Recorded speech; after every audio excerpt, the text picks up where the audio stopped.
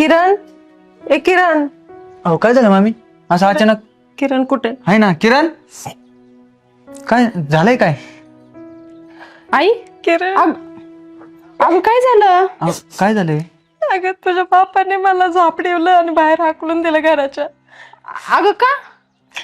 अगं ते दुपारी पोर आले होते सांगायला की तुमचा नवरा दारू पिलाय आणि शायनिंग करतोय, फुगिरी करतोय.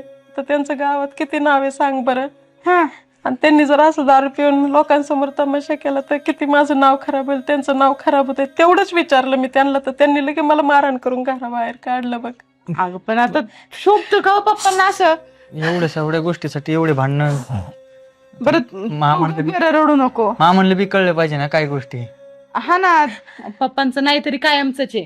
कोणत्या ह्याच्यात असतात काय माहिती जगात. मला चपला सुद्धा घालायला त्याने तसंच हुसकून दिलं. मी काय म्हणते, आपण जाऊ घरी, आपण बोलू त्यांच्या बरोबर. बरं चल. हे बरोबर नाही असं वाद करणं. आता ह्या वयात मी कुठं जाईन बाई. बरं हे बी घर तुमचंच आहे काय नाही, पण आम्ही येतो मामांसंग बोलतो काय झालंय काय नाही, का असं वागतायत, काय करतायत असं.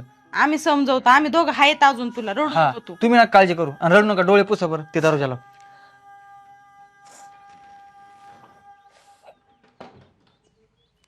चल चल